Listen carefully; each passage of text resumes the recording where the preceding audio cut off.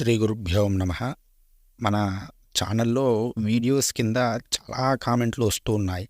ఆ కామెంట్స్‌కు నేను వెంటనే అక్కడే సమాధానం ఇస్తూ ఉంటాను. కానీ ఒకటే కామెంటు మల్టిపుల్ టైమ్స్ అనేక సార్లు వస్తూ ఉన్నది. దాంతో ఇక నేను ఎన్ని సార్లని సమాధానం ఇవ్వగలుగుతాను. కాబట్టి ఇకపై నేను మీ కామెంట్స్ అన్నిటికీ కూడా కొంచెం యూజ్‌ఫుల్‌గా ఉండేవి, అందరికీ కామన్‌గా ఉండేటువంటివే అడిగేవే అడుగుతున్నారు కాబట్టి ఆ కామెంట్స్‌ని ఇలా వీలైనప్పుడల్లా ప్రతి ట్యూస్‌డే, ప్రతి మంగళవారము చేద్దాం అనుకుంటున్నాను వీడియో.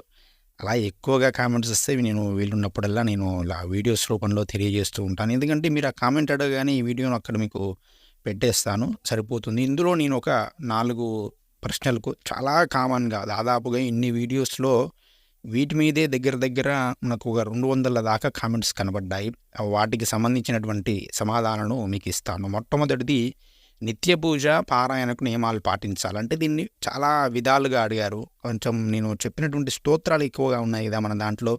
ఆ స్తోత్రం చదివినప్పుడు పారాయణకు నియమాలు ఎటువంటివి పాటించాలని, దత్త చరిత్ర గురించి నేను ఒక వీడియో చేశాను. దాని కింద కూడా దత్త పూజ పారాయణకి ఎలాంటి నియమాలు పాటించాలని చెబుతూ ఉన్నారు. నిత్య పూజకు పెద్దగా నియమాలు అవసరం లేదండి. బాగా గుర్తుపెట్టుకోండి, ఏదైనా సరే మీరు నిత్యము చేస్తున్నారంటే మనం చెప్పినటువంటి దత్త చరిత్ర పారాయణ కానీ, దత్త స్తోత్ర పారాయణ కానీ, విశేషమైనటువంటి లలితాదేవి నామాలు కొన్ని చెప్పాను అవి కానీ, ఇందులో చెప్పినటువంటి స్తోత్రాలు ఏవైనా సరే మీరు డైలీ ప్రతిరోజు చేస్తాను అంటే పెద్దగా నియమాలు అవసరం లేదు. పొద్దున్నే స్నానం చేయండి, శుచిగా స్నానం చేసిన తర్వాత దేవతా గదిలోకి వెళ్ళి దీపం ముట్టించిన తర్వాత కాస్త అగరబత్తి, పూలు అవి పెడతారు కదా, నిత్య పూజ చేసిన సమయంలో పూజ చేసుకోండి. తర్వాత ఇక మీరు యథాతథిగా రోజు ఏమి తింటారో అవి తినండి, ఎలా ఉంటారో అలా ఉండొచ్చు. ఎప్పుడు పెడితే అప్పుడు చదవచ్చా అంటూ ఉన్నారు. మనస్సులో అమ్మవారి నామాన్ని, అమ్మవారి రూపాన్ని ధ్యానం చేసుకోవడానికి తప్పు లేదు. కానీ ఈ నామాలను ఎప్పుడు అంటే చదవడం అనేది అంత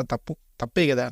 అంటే విశిష్టమైనటువంటి నామాలు, సాధారణమైనటువంటి నామాలు, శ్రీమాత్రే నమః అనేటువంటి నామాన్ని మనస్సులో బయటికి కాకుండా మనస్సులో స్మరించుకుంటూ అమ్మవారి యొక్క ఆ వైభవాన్ని, ఆ లీలలను స్మరించుకుంటూ ఉండడం వల్ల పెద్దగా ఇబ్బంది లేదు. కానీ ఇప్పుడు ఆ నామాలను జపం చేస్తాము అంటే ఎక్కడ పడితే అక్కడ, ఏ సమయంలో అంటే ఆ సమయంలో అంత మంచిది కాదు అని నేను చెబుతాను. ఎందుకంటే చాలా గొప్ప నామాలు, చాలా గొప్ప స్తోత్రాలు, చాలా గొప్ప విశేషాలనేవి మనం చెబుతున్నాం. కాబట్టి పూజా సమయంలో చాలా శ్రద్ధగా భక్తితో జపించేటువంటి చేయండి. నేను అలా ఎప్పుడంటే అప్పుడు చేసేవి ఉంటే నేను ఆ వీడియోలో నేను చెబుతాను. కాబట్టి వీడియోను పూర్తిగా చూడండి. నేను దాదాపుగా 90% నేను ఆ వీడియోలోనే చెబుతాను ఎలా చేయాలి, ఏం చేయాలి అనేటువంటి విషయాన్ని. కాబట్టి మీరు పూర్తిగా వీడియో చూడాలి.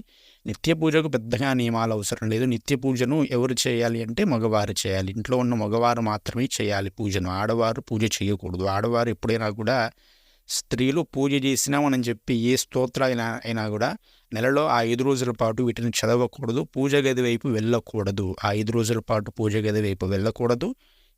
మనం చెప్పి ఏ స్తోత్రాన్ని కనీసము వినకూడదు, చదవకూడదు. దేవతా పటాన్ని చూడవచ్చా అంటున్నారు స్త్రీలు.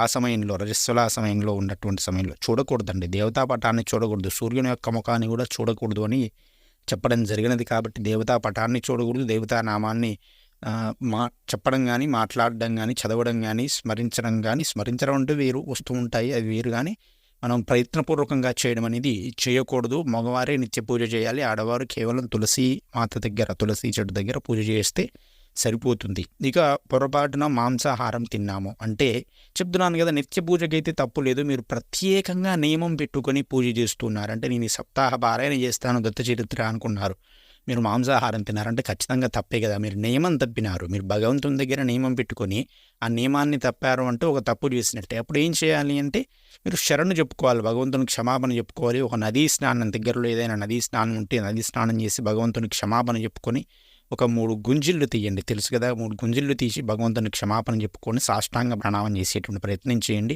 ఇక ఇదే తంతు చేస్తాను అంటే కుదరదు. ఒక్కసారి ఏదో తప్పు చేశాను స్వామి, ఇక చెయ్యొద్దు. జీవితంలో అలాంటి తప్పు అనేది చేయకూడదు. ఇక మరొకటి, ఇంట్లో శ్రీచక్రము, శివలింగము ఉండవచ్చా? దాదాపుగా చాలామంది అడిగినటువంటి ప్రశ్నల్లో శ్రీచక్రం ఉండవచ్చా అని అడిగారు. శివలింగానికి సంబంధించి ఇప్పటికీ నేను సందేహానికి సమాధానం ఇచ్చాను. సరే చెబుతాను. ఇంట్లో శ్రీచక్రం ఉండవచ్చా అంటే ఉండవచ్చు. అవన్నీ పెట్టుకోవడానికే మనకు శాస్త్రంలో పెట్టారు. కానీ నియమాలు పాటించాలి. ఇంట్లో ఏదున్నా కూడా, ఇంట్లో మనం ఒక మీటర్ ఉందండి, కరెంట్ ట్రాన్స్ఫార్మర్, కరెంటు మెయిన్ అనేది ఉంది. దాని దగ్గరికి వెళ్ళాలంటే మనం ఎప్పుడు వెళ్తాం? కొంచెం పొడిగా ఉన్నప్పుడు, ఏదో చెప్పులు వేసుకున్నప్పుడు దాన్ని ముట్టుకుంటాం. అలాగే ఇలా శ్రీచక్రము, శివలింగము వంటివి ఇంట్లో పెట్టుకోవచ్చు, అంటే ఎవరైనా పెట్టుకోవచ్చు చక్కగా. కాకపోతే రోజు శుద్ధిగా ఉన్నప్పుడు మాత్రమే ఆ పూజ గది వైపు వెళ్ళాలి. అంటు ముట్టు మైల వంటివి ఉన్నప్పుడు అటువైపు వెళ్ళకూడదు, అసలు అటు ముట్టుకోకూడదు, అటు తగలకూడదు. అలాంటి అవకాశం మాకు లేదండి అంటే ఇక మనం పార్థివలింగం చేసుకోవాలి. పార్థివలింగం మట్టితో శివలింగం చేసుకొని దాన్ని మనం ఏ రోజైతే పూజ చేస్తున్నామో ఆ రోజే పూజ చేసుకొని వెంటనే తులసి కోటలో కలిపేసుకోవడమే. అలా చేసుకుంటే మీకు తప్పు లేదు. రోజు కూడా రోజుక మట్టి లింగాన్ని ఎంత ఒక చిన్న గిన్నెడు తెచ్చుకున్నారు అనుకోండి, ఎన్ని శివలింగాలైనా వస్తాయి కదా, రోజు మట్టి లింగాన్ని పూజించుకోండి. మీకు వెళ్ళినప్పుడు పూజ చేసుకోండి, దాన్ని ఆ రోజే నిమజ్జనం చేసేస్తే సరిపోతుంది. మీరు రోజు శివలింగాన్ని, రోజు శ్రీచక్రాన్ని ఇంట్లో పెట్టుకోవాలి అనుకుంటే మాత్రం ఖచ్చితంగా దాని యందు కొన్ని నియమాలను, కొన్ని బాధ్యతలను మీరు పాటించవలసి ఉంటుంది. అలా పాటించగలను, శ్రద్ధగా ఉండగలను, బాధ్యతగా ఉండగలను అనుకుంటే ఖచ్చితంగా మీరు ఇంట్లో పెట్టుకోవచ్చు, రోజు కూడా పూజించవచ్చు. ఇక మూడవది, దక్షిణామూర్తి చిత్రపటం ఇంట్లో ఉండొచ్చా, ఉంటే ఎక్కడ పెట్టాలి, ఎలా పెట్టాలి, ఏ దిక్కున పెట్టాలి అని చాలా ప్రశ్నలు అడుగుతున్నారు. ఉండాలండి, ఆ వీడియో చేసిందే దానికోసం. నేను ఇంట్లో ఖచ్చితంగా ప్రతి ఒక్కరు కూడా దక్షిణామూర్తి స్వామివారి యొక్క చిత్రపటం పెట్టుకొని దాన్ని ఒక 10 నిమిషాలు ధ్యానం చేయాలి. దాని ద్వారా ఎంతో నాలెడ్జ్, ఎంతో ఎనర్జీ అనేది మనలోకి వస్తుంది. దాన్ని ఎటువైపు పెట్టాలంటే ఆ వీడియోలో చిన్న పొరపాటు అనేది జరిగింది, అది మాత్రం సరైనటువంటి విషయమే. ఉత్తరం వైపు గోడకు పెట్టండి, దక్షిణం వైపు చూస్తున్నట్లుగా పెట్టండి. అందులో చిన్న పొరపాటు జరిగింది, అది విషయం. అదేమిటంటే నేను దక్షిణం గోడకు పెట్టమని చెప్పాను, అది పొరపాటు అండి. ఉత్తరం వైపు గోడకు పెట్టండి, దక్షిణం ముఖం చూస్తూ ఉండాలి, అంటే దక్షిణం వైపు స్వామి చూస్తూ ఉండాలి. మనం స్వామివారిని చూస్తున్నాం అంటే మనం ఉత్తరం వైపుకు మనం చూస్తూ ఉండాలి. ఆ విధంగా ఫేసింగ్ అనేది ఉండేలా పెట్టుకోండి. రోజు కూడా స్వామివారి యొక్క చిత్రపటాన్ని ధ్యానించవచ్చు, పూజించవచ్చు, అర్చించవచ్చు. చాలా జ్ఞానము, సమస్తమైనటువంటి గ్రహదోషాలను కూడా తొలగించి వేస్తుంది. ఎక్కడ పెట్టాలి అంటే మీరు పూజ గదిలో పెట్టుకోవడం ఉత్తమమైనటువంటి విషయం. ఎప్పుడైనా చిత్రపటాలను, దేవతా పటాలను పూజ గదిలో పెట్టుకోండి, లేదా పవిత్రమైనటువంటి స్థలాల్లో పెట్టుకోండి. బెడ్రూమ్స్ వంటి స్థలాల్లో ఎప్పుడైనా కూడా మనం దేవతా పటాలను పెట్టుకోకూడదు. లేదు హాల్లో పెట్టుకుంటామండి అంటే పెట్టుకోవచ్చు, తప్పైతే లేదు. కానీ నా సజెషన్ అయితే దేవతా గదిలో పెట్టుకోవడమే మంచిది అని నేనైతే మీకు సలహా ఇవ్వగలుగుతాను. ఇది దక్షిణామూర్తి చిత్రపటం గురించినటువంటి విశేషాలు. ఇవండి నాకు బాగా ఇంట్రెస్టింగ్గా అనిపించినటువంటి ప్రశ్నలు, వాటికి నేను ఇచ్చేటువంటి సమాధానాలు. మీకు ఇంకా ఏమైనా ప్రశ్నలు ఉన్నట్లయితే ఈ వీడియో కింద కామెంట్ చేయండి. మీకు వాటికి సమాధానాలను వచ్చే వీడియోలో చేసేటువంటి ప్రయత్నం చేస్తాను. చాలామంది జ్యోతిష్యం, డేట్ ఆఫ్ బర్త్లు ఇచ్చి గురువుగారు మాకు జ్యోతిష్యం చెప్పండి, సమస్యలు ఉన్నాయి అంటున్నారు. మాది చాలా కష్టం అండి, ఎందుకంటే దాదాపు 9,000కు పైగా సబ్స్క్రైబర్స్ ఉన్నారు. ఎంతమందికైనా చెప్పగలుగుతాను నేను. కాబట్టి దయచేసి అర్థం చేసుకోండి. నేను నక్షత్ర సిరీస్ అని చేస్తున్నాను, 27 నక్షత్రాలకు సంబంధించింది. అందులో ఖచ్చితంగా అందరి నక్షత్రాలు కూడా వస్తాయి. దాదాపుగా మీ జీవితానికి సంబంధించినటువంటి పరిహారాలు అనేవి అందులో ఉంటాయి. కాబట్టి వాటిని ఫాలో అయ్యి కాస్త పాటించేటువంటి ప్రయత్నం చేయండి. మీరు అంతగా అర్జెంట్ ఉంటే కాస్త మెయిల్ చేయండి, k20@gmail.com అని నా మెయిల్ ఉంటుంది.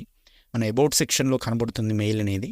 అక్కడికి వెళ్ళి మెయిల్ చేయండి, నేను రిప్లై చేయడానికి ప్రయత్నం చేస్తాను. మెయిల్స్ అనేవి ఎక్కువగా చూడనప్పుడు చూస్తూ ఉంటాను. 10 డేస్కి 15 డేస్కి చూసినప్పుడు నేను మ్యాక్సిమంగా రిప్లై ఇచ్చేటువంటి అవకాశం చేస్తూ ఉంటాను. ఇంకా ఏమైనా సందేహాలు ఉన్నట్లయితే మీరు కామెంట్ చేయండి. శ్రీమాత్రే నమః. స్వస్తి. జై శ్రీరామ్. మన ఛానల్ని సబ్స్క్రైబ్ చేసుకోవడం మర్చిపోకండి. ఈ వీడియోను తప్పకుండా లైక్ చేయండి, మీ అభిప్రాయాన్ని కామెంట్ చేయండి. ఎందుకంటే తద్వారా వీడియో అనేది ఎక్కువ మందికి సజెస్ట్ యూజ్ అయ్యేటువంటి అవకాశం ఉంటుంది. కాబట్టి అది చేయడం మాత్రం మర్చిపోకండి. శ్రీమాత్రే నమః. స్వస్తి.